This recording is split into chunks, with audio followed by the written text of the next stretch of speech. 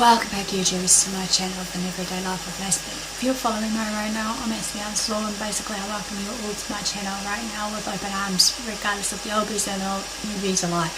And no further ado, basically this is all about the PTSD series right now, and the anxiety series that I want to address to you all basically, and hopefully this will be broken down into just, different parts, similar to every other series I've done in the mental health awareness series so far.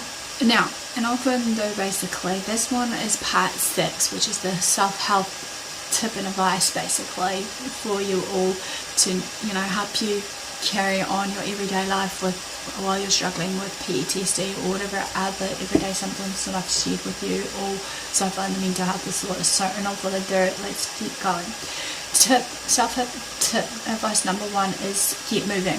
As we know, endorphins are great to have, as they are the ones that are produced by the central nervous system, and basically pituitary gland works along with it, and as well as they are one of the many neurotransmitters, and that basically produces a response to certain stimuli, especially stress, fear or pain. They originate in various parts of the body, the pituitary gland, spinal cord, and throughout many different parts of the brain and the nervous system. They interact mainly with receptors in cells found in the region of the brain that's responsible for blocking pain and controlling the emotions. Okay, and this get moving tip and advice to all basically right now is exercise, which is obviously no-brainer for any mental health disorder, just for our general health purposes, that any rhythmic exercise that engage both arms and legs moving, basically like running, swimming, biking, rock climbing, dancing, works well if you focus on how your body feels on the way as you move, to the rhythm and whatnot. Number 2 is, for this part of the exercise, is aim for 30 minutes to exercise or more. If it's easier, you could try 3 10-minute spurs of exercise, be it biking, running, swimming, or cardiovascular kind of exercises versus maybe weights, or whatever you feel is fit for you. Maybe another one, and this is for the keep moving, is spend time in nature. Pursue some outdoor activities that you may have enjoyed once upon a time, such as hiking, canoeing, camping, like water rafting, mountain biking, and the like. This will also help for the ones of the old war veterans that were basically placed in the war to cope with their everyday, symptoms of PTSD that can bring them back into reality and civilian life. Or also maybe this could help them to learn relax by meditation. Could do this in little bits at a time though, however not too much too fast though. Don't push them in any way though, as it makes them worse, not better. Self-help advice tip number 2, self-regulate with the nervous system. What I mean here is how this works, or help us, is that we need to learn to know when the change of the arousal in our system occurs, and to how to calm ourselves down. With the calming ourselves down, we can then directly challenge our helplessness. What we can do is, in this step, is number 1, mindful breathing. Take 60 slow breaths, focusing on all our attention on our breathing. Obviously, deep breathe in, deep breathe out. This is similar to what I was sharing to you before on how to challenge your anxieties. Number 2 is your sensory input. In this one, this can calm you down by just finding something that you will, come down to, by maybe that makes you calm in your instincts or what have you. That could be, for example, listening to some uplift music,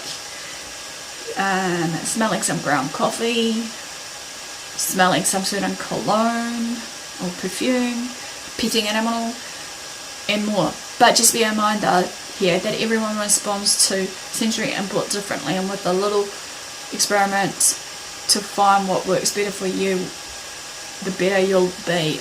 Obviously everyone's different in this so bear in mind. Number 3, reconnect emotionally.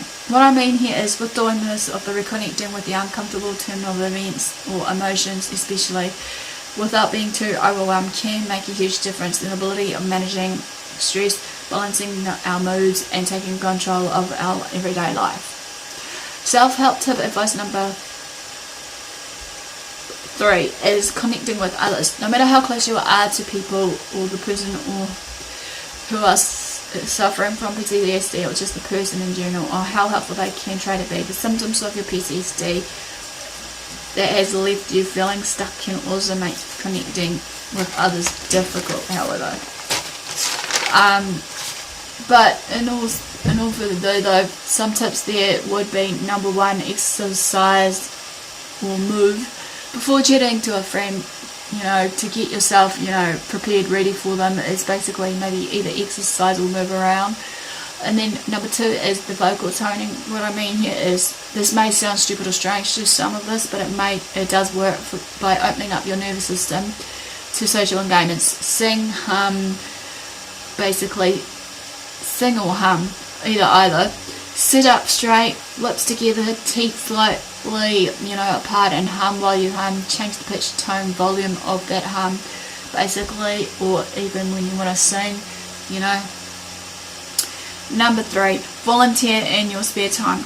Do this with a friend, family member, or whoever in their time of need. This isn't just a good way to connect, but a way to help you redeem your power back, as well as your control back of whatever you lost in the first place due to your PTSD.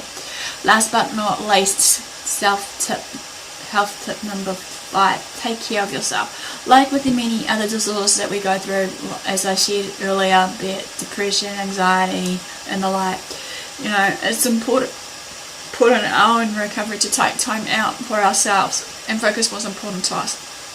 This is not selfish if we want to just walk away for a time and actually just find the ways and means to meet our needs as well. We need to look after ourselves.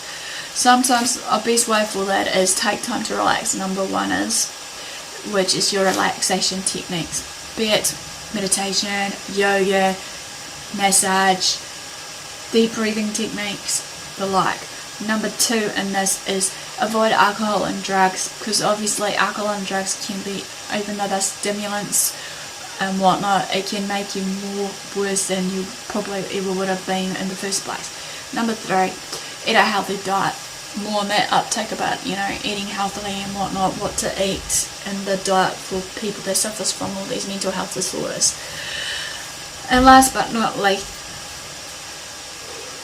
I'm yawning, is the last one. Get enough sleep for yourself. As we know, the classic example here is 7 hours a day, making sure that we can try and look after ourselves by enough sleep.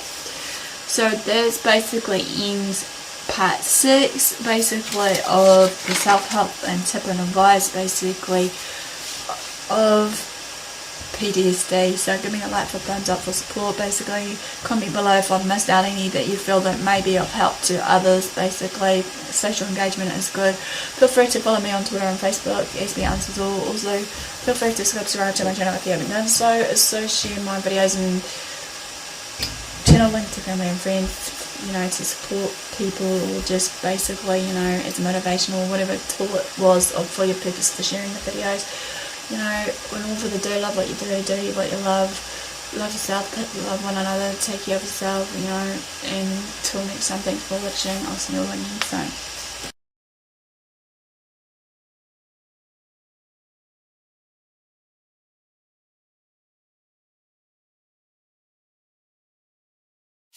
soon.